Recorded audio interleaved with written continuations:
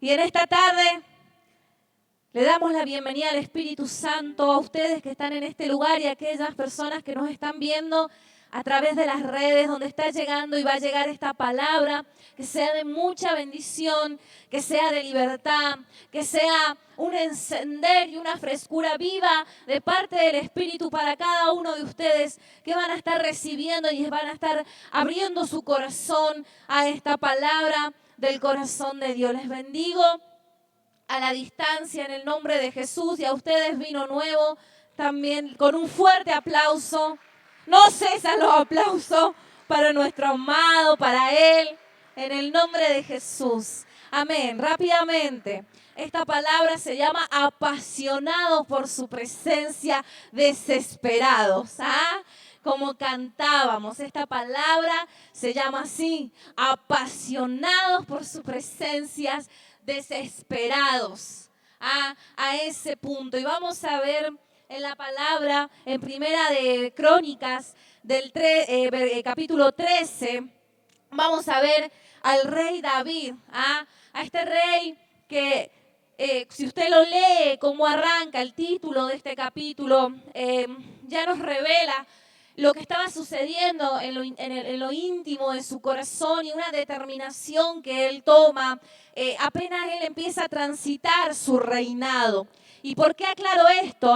Porque es muy importante esta acción que va a empezar a llevar el rey David, que sella su reinado y entiende el peso de la acción que él va a llevar adelante, entiende el peso, ¿sí?, de estar adelante de esta nación de Israel. Y por entender este peso es que entiende la necesidad de que la presencia de Dios lo acompañe. ¿Cuántos dicen amén a esto? Él sabía que empezaba una nueva etapa en su vida. Él sabía que habían grandes desafíos que el reinado le iba a traer y le iba a poner por delante. Pero una cosa empieza a suceder en el corazón de este varón, y es que él dice en el capítulo 13 que se propone trasladar el arca de Dios, que es la presencia misma de Dios, a su casa. Él decide traerla. ¿Sí? Dice el título, él propone. Y sé que en esta tarde esto que empezó a suceder en su corazón es algo que se tiene que avivar en nuestras vidas. Esto no tiene que ver con un sentir o algo que quiera o no. Tiene que ver con que yo me proponga algo. ¿Usted alguna vez se propuso algo? Una meta, un sueño, algo que anhelaba al punto de que en las noches eso no lo dejara dormir. ¿A cuánto les ha pasado eso? A mí me ha pasado cuando ha anhelado algo, cuando ha querido ir en pos de algo, que ha soñado, ha visionado, al punto de no poder conciliar el sueño y pensar la manera en que eso se pudiera lograr y se pudiera llevar adelante. De la misma manera, los hijos de Dios debemos proponernos en nuestro corazón, traer la presencia, captar la presencia, capturar la presencia de Dios en nuestras vidas. Y tal vez hablar de algo como lo es la presencia de Dios. Yo decía, Señor, ¿cómo se describe la presencia en una palabra? Si la verdad que cuando queremos hablar de ella, podemos hablar de tantas características e innumerables e inagotables. ¿Verdad que sí? Y cuando decimos esta palabra presencia, muchas veces creemos que a nosotros nos queda tan grande. Nos queda tan grande y empezamos a decir, no, pero lo que pasa es que la presencia está allá y yo estoy acá, y es algo que anhelo y es algo que quiero y es algo intangible, es algo que queda en un sueño para nosotros los hijos de Dios. Llegar y tener esa presencia en nuestras vidas. ¿No es cierto? ¿O me ha pasado a mí nada más? Cuando he pensado en ella.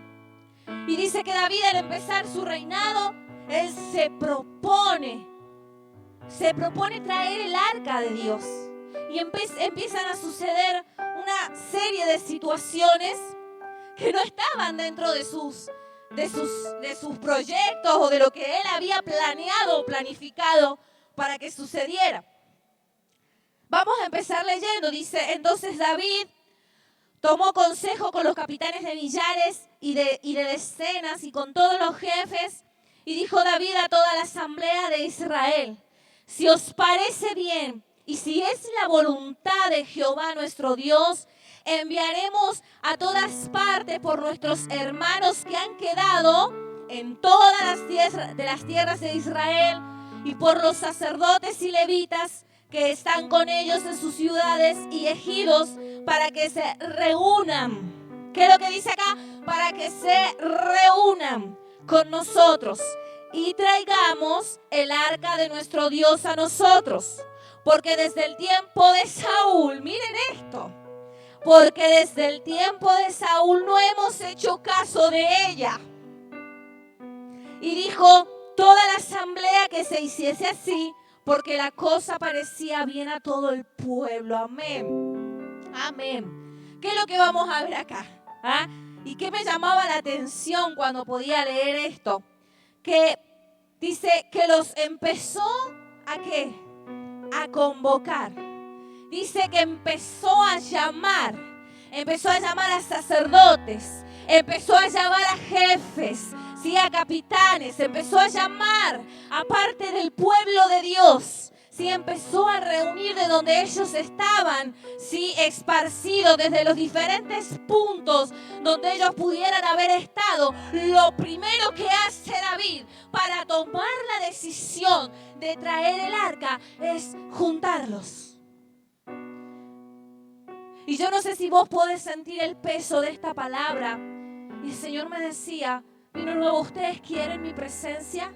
¿Quieren que yo me derrame? ¿Quieren que yo derrame el poder y la potencia de mi presencia con todo lo que ello implica? Tienen que estar juntos. La primera estrategia de David va a ser reunir, convocar, hacer un llamado. Y esto te tiene que hablar fuerte. Si vos sos hijo de esta casa espiritual, vos tenés que aprender a oír el llamado cuando se te convoca. Vos tenés que aprender a oír el llamado cuando se te llama a reunirte al cuerpo. Creo que en este tiempo esto no quiero decir que ha sido dificultoso, pero creo que ahí hemos tenido un pequeño embate de las tinieblas. La presencia de Dios nos tiene que encontrar juntos y unánimes. Y esto lo entendía David. David, a la hora de tener que ir en busca de esa arca, de eso que representaba la presencia, empezó a reunir y a convocar. Nosotros los pastores, ¿ustedes por qué creen que nosotros cuando Dios nos dice voy a derramar mi presencia en el encuentro de matrimonio? ¿Cuántos asistieron al encuentro de matrimonio? Levante bien su mano. Eso.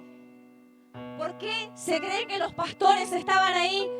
Vas a poder asistir, llegá, no te lo pierdas, no faltes, hacer lo imposible. Hay algo de parte de Dios para tu vida, hay algo que el Señor va a derramar. Porque los pastores sabemos la importancia de reunir a su pueblo cuando Él nos da un llamado y nos dice, yo acá me quiero derramar. ¿Y cuántos pueden dar testimonio que el Señor ayer se derramó de una manera hermosa? ¿Cuántos dicen amén y dan un fuerte aplauso? Porque el Señor hizo algo, mire, tremendo, maravilloso. Más de lo que pensábamos con los pastores, ¿no es cierto? Más. Él supera siempre nuestras expectativas. Así es Dios. ¿Por qué se creen que los pastores, por ganas de querer persecutarnos a ustedes? No. ¿Porque no tenemos nada que hacer en nuestra casa? No. Los llamamos, los queremos reunir, los queremos convocar. Porque hay una misión para nosotros. Hay una misión para nosotros los pastores. Y es que donde nos juntemos y lo que el Señor nos diga, ahí se tiene que derramar su presencia. Ese es nuestro sentir, quiero que lo sepan. Quiero que lo sepas, amado. No por llenar este salón es que los llamamos. Es porque nosotros cada vez que venimos a este lugar, nosotros creemos que la presencia de Dios se va a manifestar. Y queremos que vos seas parte. Vos, desde el primero hasta el último que está allá sentado. Ninguno quede ajeno a lo que Dios quiere hacer con sus vidas. Ese es el peso de nuestro corazón como pastores. ¿Cuántos dicen amén a esto? Y David lo tomó como estrategia. Yo no voy a ir solo a buscar el arca. Yo voy a reunir. Yo voy a convocar a sacerdotes, a levitas, a esas personas que ministran la presencia de Dios. Liderazgo de esta casa, yo te quiero decir, vos que sos un sacerdote, un levita en Vino Nuevo. Ese es el llamado. Ese es el llamado, ese es el peso de la gloria de Dios sobre nuestras vidas. Ir en búsqueda de ese derramamiento poderoso de parte de Dios, que es su presencia es la persona misma del Espíritu Santo de Dios. Él los va a llamar, Él los va a convocar en una misma visión y en una misma misión. Unidad y un mismo sentir es lo que empezó a vivir en ese momento el pueblo. Fueron todos. Y este es el llamado a esta casa. Todos en este tiempo a ir en búsqueda de esa presencia. ¿Cuántos levantan su mano y dicen, yo voy a ser parte de aquellos apasionados y esos desesperados que busquen de manera incansable esa presencia? Amén, Señor, amén. Vamos a leer, vamos a avanzar. En el versículo 5 al 8 empiezan a pasar una serie de cosas que dentro de los cálculos de David no estaban, pero que nos hablan al corazón. Dice, David primer intento de David de traer el arca. Vamos a leer ahí, David intenta traer el arca, dice. Entonces David reunió a todo Israel de Sior de Egipto hasta la entrada de Hamat para que trajesen el arca de Dios de Kiriat Jearim. Y subió David con todo Israel a Baala de Kiriat Jearim, que está en Judá, para pasar de allí el arca de Jehová Dios, que mora entre los querubines, sobre el cual su nombre es invocado. Y llevaron el arca de Dios de la casa de Abinadab en un carro nuevo. ¿En qué pusieron el arca de Dios? Acá estaba la buena intención de los muchachos. Diciendo que era el arca, vamos a hacerle un carrito nuevo. Un carrito bonito, así todo, no sé, adornadito tal vez. Lo deben haber adornado, lo deben haber pintado, por eso aquí dice la palabra, en un carro nuevo. Querían trasladar la presencia de Dios. Y Usa y Ahío guiaban el carro. ¿Qué hacían? Usa y Ahío guiaban el carro. Y David y todo Israel se regocijaban delante de Dios con todas sus fuerzas, con cánticos, arpas, salterios, tamboriles, címbalos y trompeta. Pero cuando llegaron a la era de Kidón, Usa extendió su mano al arca para sostenerla porque los muelles tropezaban. Y el furor de Jehová se encendió contra Usa y lo hirió, porque había extendido su mano al arca y murió allí delante de Dios. De Dios. Este punto nos hace reflexionar un poco y es muy particular lo que dice, porque dicen que Usa y este varón Ahío guiaban el carro. Iban ellos guiando. Que iban guiando la ruta por donde tenía que ir el arca. El Señor me decía,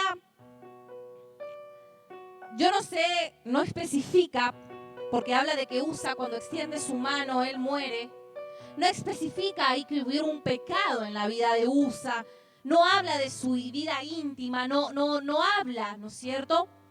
Nosotros recordemos que el arca de Dios, la presencia es puramente santa. Es santa, es pura. Eso es la presencia de Dios. Entonces, al tocar este varón, esa presencia dice que cae como un muerto. Ese es algo que sucedió. Pero el punto de reflexión que traía el Espíritu Santo es cuántas veces nosotros queremos guiar la presencia de Dios. ¿No es cierto? ¿Cuántas veces nosotros queremos ir guiando su presencia en vez de ella guiarnos a nosotros? Y es que aquí había un diseño que más adelante David iba a decir, ¡ay, qué cabezón! Sucedió por esto. Y era porque había un diseño para aportar esa presencia. ¿Saben cuál era? Me voy a adelantar un poquito para que usted entienda lo que le estoy diciendo. Para que todos entendamos. El diseño o lo que Dios les había llamado a hacer era que quienes tenían que llevar el arca de Dios eran los levitas y los sacerdotes. Y lo tenían que hacer ¿sobre qué? Sobre sus lomos. Es decir, la presencia de Dios. Esto lo traemos a nuestras vidas. La presencia de Dios debe estar sobre nosotros. Es ella quien tiene que estar sobre nosotros y guiarnos. Es ella la que tiene que conducirnos. Por eso debe reposar sobre mí. Pero muchas veces nos encontramos este otro escenario, ¿verdad? Cuando vemos a la presencia externa a nosotros. Ellos está bien, los iba acompañando, la iban trasladando a donde la tenían que llevar, ¿verdad? Pero ¿a dónde iba? Iba ajeno a ellos. Y dice que cuando Usa lo toca, cae como muerto. Y acá había otro punto de reflexión. Es muy diferente portar la presencia sobre nuestras vidas y que ella nos capacite y que ella nos dé la unción y que ella nos dé la libertad y que ella opere sobre nuestras vidas, a que nosotros pellizquemos o toquemos la presencia esporádicamente. Y ¿saben qué? En esto yo me confrontaba. ¿Saben? Porque yo decía, Señor, ¿cuántas veces me he visto como Usa? No hablando de pecado, no voy a entrar en eso. Pero ¿cuántas veces he necesitado acudir a Dios?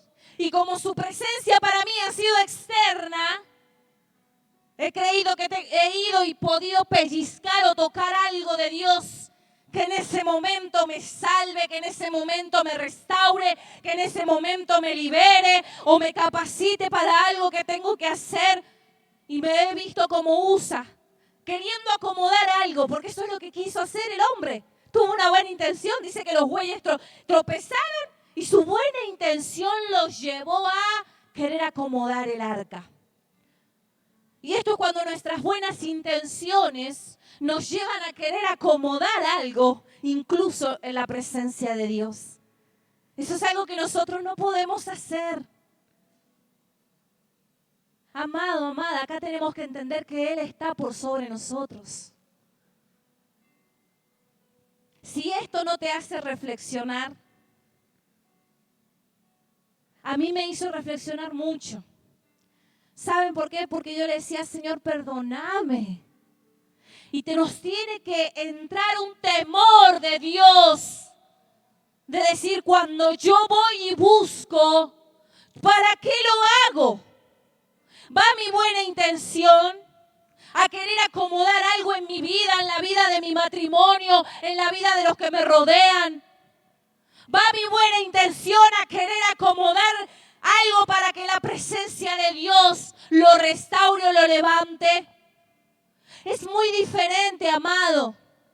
Es muy diferente cuando la presencia reposa sobre nuestras vidas y ella es por la unción de su presencia. Las cosas suceden y fluyen por Él a través de mí. Ahí no se vuelve algo forjado, marcado por la buena intención, pero algo forjado. Perdón, forzado sería mejor dicho la palabra. ¿Ah? Se acomoda más esa palabra. Algo forzado. La presencia de Dios tiene la característica tan bonita de que cuando ella reposa sobre la vida de alguien, derrama ese aceite, esa unción, y dice que la unción capacita para. Ese es el fin de la unción en nuestras vidas. Ese es el fin del aceite del Espíritu sobre nosotros los hijos de Dios.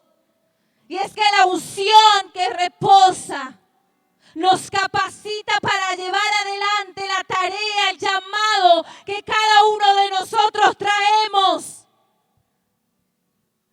Y ahí nuestro llamado, ahí nuestro propósito, no es algo forzado, sino que es algo que fluye naturalmente de nuestras vidas. Empiezo a ver que fluyo a causa de la unción que me capacita en ese llamado evangelístico, en ese llamado pastoral, en ese llamado a hacer sanidades, prodigios, señales. Es esa unción que reposa sobre la vida de aquel que tiene el llamado a los jóvenes, por ejemplo. No lo vivo como un yugo que pesa, no, es la unción que porto y que me da la capacidad de administrar lo que el Señor ya me ha dado. Es la unción, es su presencia. ¿Cuántos anhelan esa unción? Esa unción que capacita, es esa unción. Miren, la palabra dice que la unción pudre ¿qué? Los yugos. Ahí donde vos estás, te pido que puedas meditar rápidamente cuáles son los yugos que te han tenido atado, te han tenido frenado. ¿Cuáles son los yugos que están trabando tu ministerio? ¿Cuáles son los yugos que están trabando tu desarrollo ministerial? ¿Cuáles son los yugos que están trabando la realización de tus sueños? A causa de la presencia y la unción, esos yugos se pudren en el nombre glorioso de Jesús. ¿Cuántos dicen amén a esto? A causa de que la presencia de Dios quiere reposar y ser derramada sobre sus vidas, sobre mi vida. Veremos los yugos podrirse, las cadenas cortarse. Empezaremos a experimentar la libertad gloriosa de los hijos de Dios, que dice la palabra que Él nos la ha dado. ¡Aleluya! ¡Celébralo! ¡Celébralo! ¡Aleluya, Señor! Te celebramos a vos, a Jesús victorioso, que es por Él. Es por Él. Después de ver esta situación, eso es lo que le pasó a Usa, ¿verdad? Muchacho con sus buenas intenciones. Pero volvamos al rey David. Dice que el rey David dijo, ay no. Después de ver a Usa ahí caído como muerto, esto es cosa seria. ¿Qué dijo? Esto es cosa seria. Con la presencia de Dios, respeto, no se juega. Entonces el muchacho dice, el rey David dice, no me la voy a llevar a mi casa. No vaya a ser cosa. ¿Ah? Yo creo que ahí David empezó a ver como la película de su vida. ¿Ah? Empezó a ver la película de su vida y le entró un temor de Dios, de llevarse esta presencia. Y Dios me hablaba en este punto. En los pensamientos que a veces tenemos, en aquellas cosas que suceden en nuestra mente, y empezamos a ver que nosotros fallamos, nuestros errores, empezamos a ver nuestras vidas no tan correctas, y erróneamente pensamos que lo mejor es no involucrarnos mucho o buscar o ir más profundo en la presencia de Dios. No vaya a ser cosa que. temor a perder cosas. Buscar la presencia de Dios, ir mucho más profundo, es un desafío que implica compromiso. Y que no muchos están dispuestos a asumir o a querer portar el peso de lo que significa ser un portador de su presencia. Porque hay que comprometerse con el reino de los cielos. Acá a David le estaba quedando muy en claro esto. Por eso dijo, no, yo a mi casa no me la llevo. Pero después se va a dar cuenta y va a decir, yo la quiero. Yo la quiero porque lejos. Y esto para las personas que llevan poco tiempo. Y los que llevamos mucho tiempo en el Evangelio también.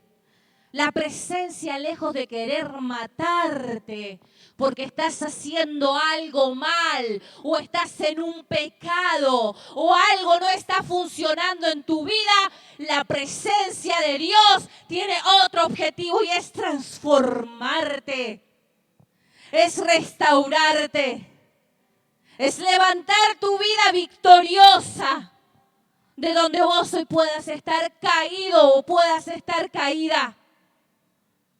La presencia de Dios quiere hacerte prosperar en todas las cosas. Quiere restaurar tu alma para que así como ella prospere, prosperes en todos tus caminos.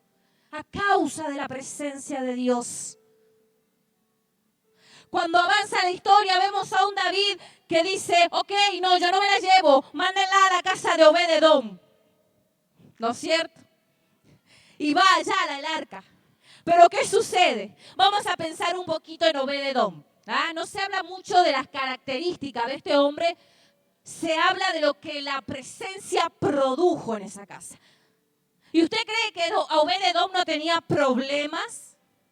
¿Usted cree que Obed-Edom era un hombre perfecto y por eso fue merecedor de esa presencia? ¿Usted cree que Obed-Edom tenía todo correcto, todo hermoso? Entonces por eso era la casa elegida para portar la presencia del Señor. No. Simplemente, miren esto, fue un hombre que le abrió las puertas al arca y a la presencia de Dios. Decidió decir, ok, que repose aquí esta arca.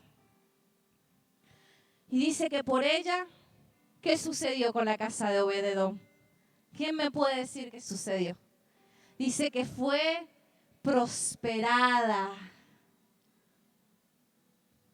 Entonces vemos acá que lejos de querer matarnos o querer establecer un juicio de condenación sobre nuestras vidas, quiero decirte en esta tarde que la presencia de Dios quiere venir y reposar en vos, en tu hogar, en tu casa, en tu familia, para hacer grandes cosas, para hacer que prosperes, para transformar los ambientes y que tu casa sea casa de Dios a las naciones, puerta de Dios. ¿Cuántos dicen amén y toman esta promesa? Dale un fuerte aplauso. Amén. Amén. No tengamos miedo, no tengas miedo a comprometerte e ir mucho más profundo. Tengo la posibilidad de mirarlos a todos acá. Y a cada uno de ustedes les digo, no tengan miedo de ir más profundo. No tengan miedo de comprometerse con el Señor. No tengan miedo. Es que a veces el enemigo te va a decir es que si te comprometes demasiado vas a perder. Y sí, amado, amadas, algo vamos a perder. Seguramente. Hay muchas cosas que perdemos, hay muchas cosas. Pero la palabra es muy específica cuando ella nos dice que aquel que quiera guardar su vida, ¿qué va a hacer? La va a perder. Y aquel que la ponga por causa de Cristo, la va a ganar. Es otra la lectura. Es otra la lectura, amado, amada. El Señor quiere que te comprometas a servir, que te comprometas con su cuerpo, con su movimiento, que te comprometas con la prédica del Evangelio, que te comprometas en el lugar donde estás a poner todo tu corazón para servirle y adorarle. A no ser un espectador o una espectadora más de lo que sucede acá los domingos, sino que vos puedas estar en este lugar y puedas, donde Dios te instaure, cumplir propósito eterno. Bajo una unción espesa y poderosa que te va a capacitar para cumplir ese propósito. No tengas miedo. Tal vez decir, no, es que la palabra propósito a mí me queda demasiado grande. No tengas miedo. No tengas miedo a encontrarte con el llamado de Dios para tu vida. Porque estás acá en la tierra para cumplirlo. Porque no hay nada más triste que nos pueda pasar que irnos a la presencia de Dios y no haberlo cumplido, haberlo desconocido o haberlo dejado a la mitad de camino. ¿Podemos entender el peso de lo que significa el llamado de Dios? Dice que hubo un hombre en la palabra llamado Jeremías, que tenía un llamado profético, una carga profética en sus tiempos muy, muy fuerte. Y a consecuencia de ello, empezó a vivir afrenta del mismo sistema, de aquellos opositores. En ese tiempo lo trataban de hereje, lo trataban de todo. Y empezaron a querer hacer callar esa voz profética. Y hay un punto en el que Jeremías, nos vamos a ir a Jeremías 29, lo vamos a leer rápidamente, para que podamos entender lo que produce cuando la presencia está en mí. Cuando el fuego de su presencia mora. Jeremías 29 dice así. Perdón, lo vamos a leer desde el 7. Porque está muy bueno lo que dice el 7. Miren, dice, me sedujiste, oh Jehová, y fui seducido. Más fuerte fuiste que yo y me venciste. ¿Qué dijo? Me has seducido. ¿Saben qué me decía el Espíritu de Dios? Mi presencia te seduce. Los quiero seducir. ¿Qué palabra que a veces confronta? No, seducción. No, sí. Sí. Quiere que quedemos atrapados en su presencia. Quiere que quedemos... ¿Vieron cuando ves, no sé, algo te seduce, no sé, y vos decís, wow, qué maravilloso? A mí me pasa, ¿saben con qué? Con mucho me pasa con los paisajes. ¿Ah? Hay muchas cosas que yo no tengo la oportunidad, no los he podido conocer de manera física, pero cuando yo me detengo a mirar sobre todo aquellos lugares que abundan de agua y de ríos, digo, ay Señor, lo miro y quisiera, y que es como que me voy soñando que estoy ahí, me seduce. Y el Señor me decía, mi presencia seduce. Porque una vez que probamos, queremos más y más y más de ella, al punto de estar atónitos y estar desbordados. Suena muy poético, ¿verdad? Pero es así la presencia de Dios en nuestras vidas. Como el aceite que cae sobre la copa, decía el salmista, mi copa está rebosando de esa unción y esa presencia. ¿Cuántos quieren rebosar? Yo quiero rebosar de esa presencia. Señor dice, yo te voy a hacer rebosar al punto de que empiece a saltar de tu vida esa presencia, esa unción, y otros sean contagiados a causa de que has sido lleno y empapado de ella. ¿Cuántos dicen amén? Aleluya. Dice, fui seducido y fuiste más fuerte que yo y me venciste. Y es que no hay punto en el que nosotros podamos contender con Dios o podamos creer que podemos doblarle el codo o podamos ganarle la pulseada al Señor, porque Él es más fuerte que nosotros. ¿Qué es lo que nos queda, iglesia amada? Rendirnos al llamado, rendirnos a Él. Sigue diciendo, Porque cuantas veces hablo, doy voces, grito. Era su llamado profético. Era un profeta que estaba anunciando la voz de Dios. Violencia y destrucción, porque la palabra me ha sido para afrenta, escarnio cada día. Y dije, no me acordaré más de él, ni hablaré más en su nombre. No obstante, decía el profeta, yo me quiero resistir al llamado, lo vamos a parafrasear. Yo me quiero resistir al llamado. Esto que vos me has llamado a hacer o lo que me estás pidiendo es mucho sacrificio. Me estás pidiendo que haga algo que no está a mi alcance. Estás probando mi fidelidad, pero resulta que me está costando ser fiel por la realidad que yo veo y cuántas cosas nos suceden y de repente decimos yo que quiero dar de baja en mi llamado. ¿Cuántos han tenido este sentimiento? Yo lo he tenido un montón de veces. Cuando la cosa se pone dura para poder cumplir el llamado, ¿no es cierto? Cuando pareciera que las circunstancias externas o los factores externos vienen a ejercer presión sobre tu llamado y asignación.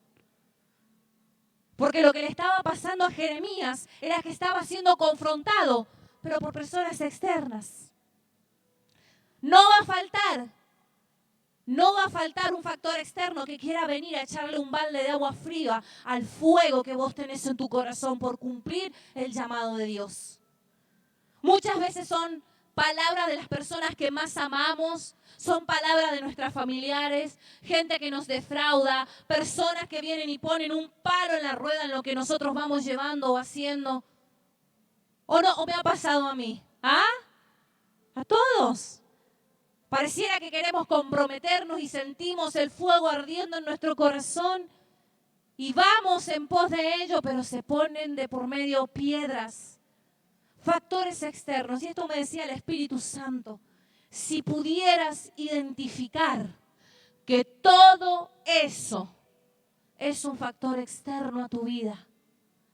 Yo he puesto algo en vos, en tu interior, un factor interno mucho más poderoso, capaz de sobrepasar todos esos factores internos que hoy quieren venir a apagar el fuego de tu pasión por Cristo.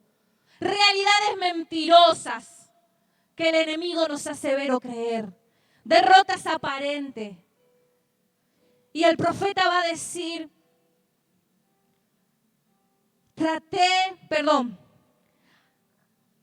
no obstante, había en mi corazón como un fuego ardiente metido en mis huesos.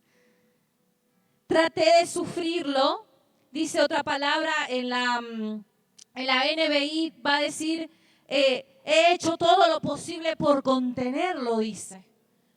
Reina Valera dice, traté de sufrirlo, pero en esta versión me gusta porque dice, he hecho todo lo posible por contenerlo o guardarlo, que se quede ahí metidito dentro de mí.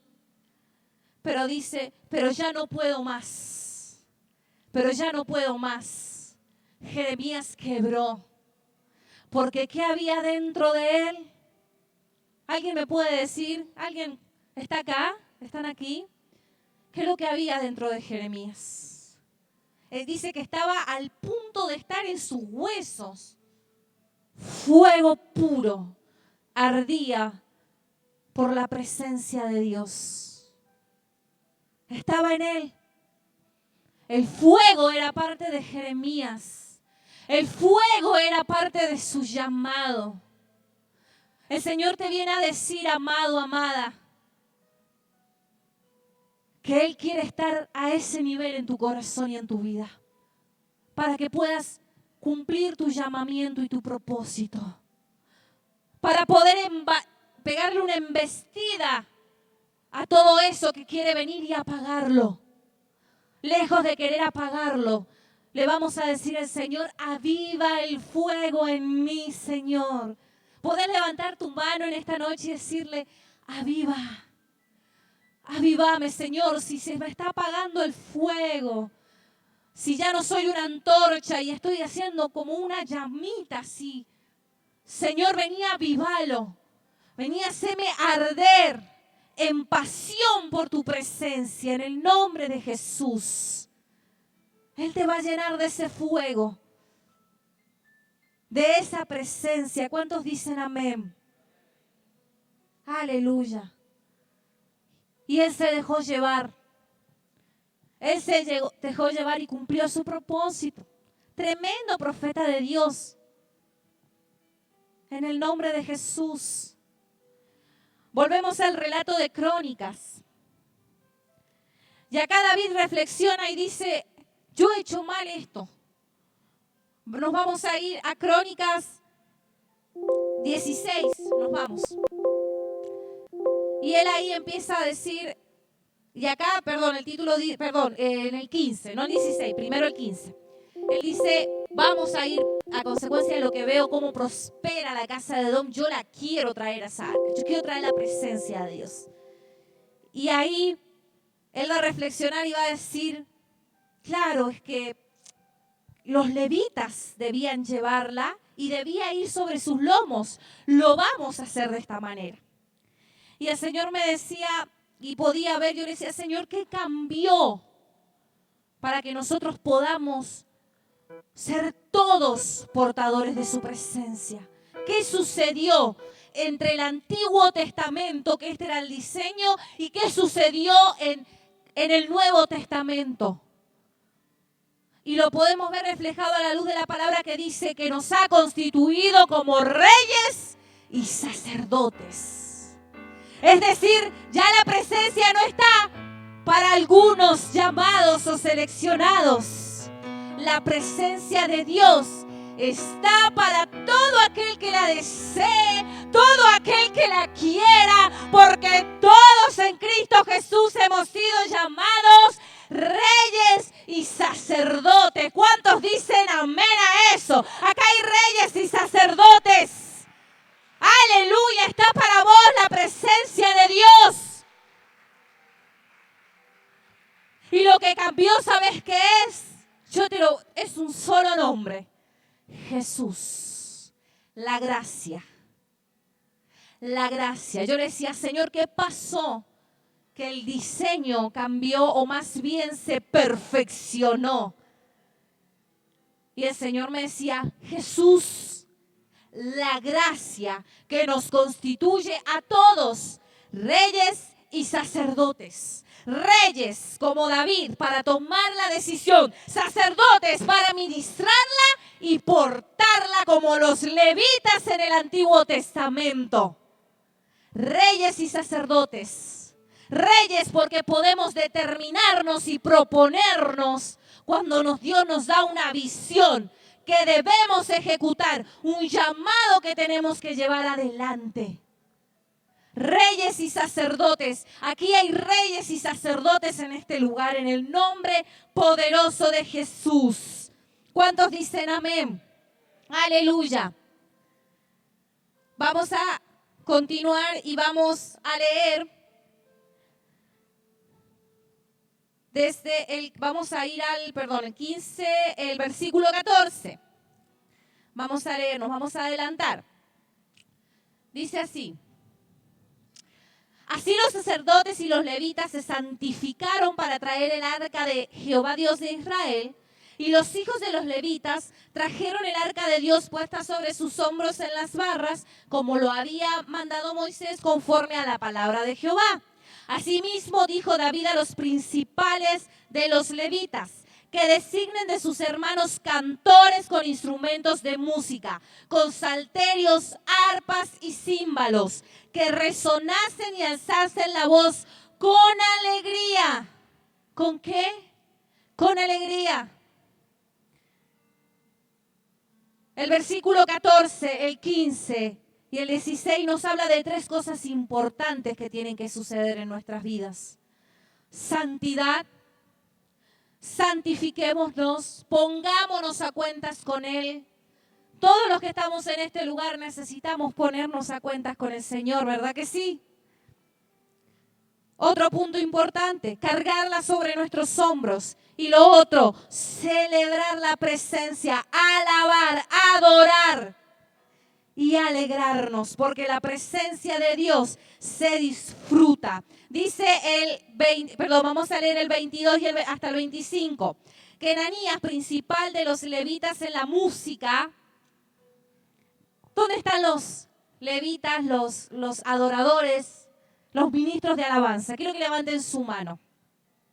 Esta palabra es para ustedes. Dice que Ananías, principal de los levitas en la música, fue puesto para dirigir el canto porque era entendido en ello. ¿Por qué qué? Porque era entendido en ello. Es decir, el servicio y el llamado ministro de Dios, vos que estás en el ministerio de alabanza, adoración, danza, o en el que sea. Señor, necesita que seas un entendido. No un hombre perfecto, no, Dios no lo necesita, pero sí que entiendas el peso del llamado en el lugar en donde estás. Y que entiendas lo que el Señor quiere hacer a través de tu vida en esa área. ¿Cuántos dicen amén? Es necesario entenderlo. El 25 dice, David pues y los ancianos de Israel y los capitanes de millares fueron a traer el arca del pacto de Jehová y de la casa de Obed-edom con alegría. Por eso les decía recién, la presencia de Dios se disfruta. A ver, ahí donde están. Bájese a penita, ahí el barbijo y sonría. Sonría, alégrese, alegrémonos por estar en la casa del Señor. Alegrémonos por conocerle. Alegrémonos porque su presencia nos está hablando y nos está dando libertad en esta tarde. ¿Cuántos dicen amén? Hay alegría y hay disfrute. Vino nuevo, el Señor nos viene hablando de esto. Se te tiene que grabar y requete grabar. El Señor nos dice, vino nuevo, quiero que disfruten, que se alegren por causa de mi presencia. Aleluya. Y lo último que les quiero compartir está en el versículo 16 y con esto vamos a cerrar y es algo poderoso que sucede cuando su presencia está en nuestras vidas. Dice el 16, así trajeron el arca de Dios y la pusieron en medio de la tienda de David que había levantado para ella. Y ofrecieron holocaustos y sacrificios de paz delante de Dios. Y cuando David acabó de ofrecer holocaustos y sacrificios de paz, bendijo al pueblo en el nombre de Jehová. Cuando la presencia de Dios está con nosotros, hay bendición. ¿Cuántos quieren ser bendecidos? ¿Cuántos quieren que la bendición esté sobre sus vidas? Que ella nos acompañe, nos abrace, nos persiga. Que me persigan las bendiciones y me abracen. Y dice el 16:3, y repartió a todo Israel, así a hombres como a mujeres, a cada uno una torta de pan, una pieza de carne y una torta de pasas. ¿Saben qué significa? Que cuando la presencia está, hay alimento. Cuando la presencia está en una casa como lo es Vino Nuevo, como lo es tu casa, hay alimento. Hay alimento que sacia, hay alimento que sustenta, hay alimento que provee recursos. ¿Cuántos necesitan ser saciados en su hambre? Yo hay muchas cosas en las que tengo hambre y sed. Hay muchas cosas que anhelo en mi corazón, que puedan ser sustentadas. Hay recursos que con mi esposo le decimos, Señor, hay recursos que tienen que descender del cielo e instaurarse en nuestras vidas. Y lo oramos y lo clamamos. Pero el Señor me decía, no oren por ello, oren por mi presencia. Porque a causa de mi presencia vos vas a tener el recurso, porque a causa de mi presencia vos vas a tener la fuerza, porque a causa de mi presencia el milagro va a ser hecho, porque a causa de mi presencia las puertas se te van a abrir, porque a causa de mi presencia mi pueblo va a ser feliz, va a ser feliz. Hay alimento en esta noche. El Señor me decía, cierro con esta promesa y ponete de pie. Hay alimento. El Señor dice, la palabra dice, el Señor es mi pastor. Nada me faltará. ¿Qué dice? Nada me faltará. El Señor quiere ser tu pastor y quiere guiarte a través de esa presencia para que nada te falte. Mira, cerrá tus ojos, le pido por favor a los ministros de alabanza, ministras de danza, si pueden estar aquí. Vamos a ir cerrando, vamos a ministrar a la casa. Espero que haya sido de mucha bendición esta palabra para vos que nos estás escuchando desde las redes, que llegue a tu vida, que el Señor ministre, que puedas ahí donde estás orar en el nombre de Jesús, que puedas cerrar tus ojos en tu habitación, donde puedas escuchar esta palabra y puedas orar, puedas pedir por un encuentro y un derramamiento de su presencia sobre tu vida. Está para vos, está para tu casa, está para tu familia, en el nombre de Jesús, que el Señor te bendiga. Amén y amén. Les damos un fuerte aplauso. En el nombre de Jesús les despedimos.